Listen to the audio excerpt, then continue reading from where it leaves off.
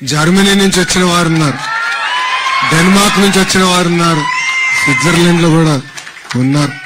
సుమారుగా 20 దేశాల నుంచి ఈ రోజు గౌరవ ముఖ్యమంత్రి శ్రీ నారా చంద్రబాబు నాయుడు గారు కలిసేదానికి మీరందరూ పెద్ద ఎత్తున ఈ కార్యక్రమాల్లో పాల్గొనడం జరిగింది.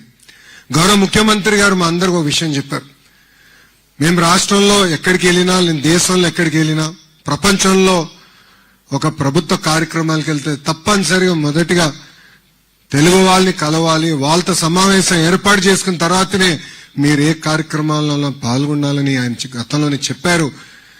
మాతో చేపిస్తే కాకుండా ఒక ఆదర్శంగా నిలబడి అధికారంలోకి వచ్చిన తర్వాత వరల్డ్ ఎకనామిక్ ఫోరంలో రెండోసారి పాల్గొనేదానికి వచ్చినప్పుడు జ్యూరిక్ లో ఉన్న తెలుగు వాళ్ళందరినీ కలిసేదానికి గౌరవ ముఖ్యమంత్రి గారు ఈ సమావేశం ఏర్పాటు చేస్తాం జరిగింది.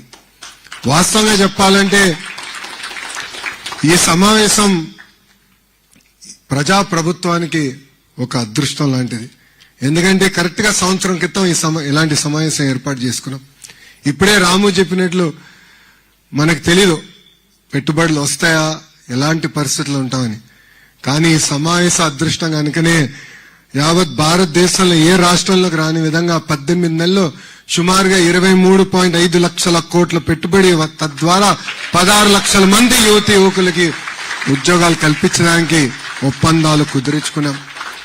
పెద్దలు చెప్పినట్లు భారతదేశంలో 100 రూపాయలు పెట్టుబడి వస్తే దాంట్లో 25.3 రూపాయలు ఈ రోజు ఆంధ్ర రాష్ట్రానికి వస్తుందంటే నంబర్ 1 లో ఉన్నామంటే దానికి కారణం మన గౌరవ ముఖ్యమంత్రి శ్రీ నారా చంద్రబాబు నాయుడు గారు. తెలుగువారి ఆత్మగౌరవం కాపాడింది ఒక వ్యక్తి. మీసం తిప్పి తెలుగువాడి సత్తా ఏంటో ఢిల్లీకి చూపించిన ఒక వ్యక్తి.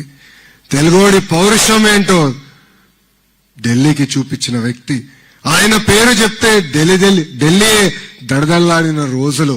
ఆ 3 అక్షరాల పేరు ఎన్టీఆర్.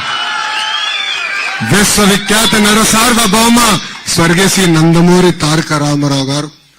ఆయన తెలుగుదేశం పార్టీ స్థాపించారు కనుకనే తెలుగు జాతికి గుర్తింపు వచ్చింది. గతంలో మనందరినీ మెద్రాసీలు అనేవారు. ఆ చరిత్ర తిరిగి రాసిన వ్యక్తి అన్న ఎన్టీఆర్.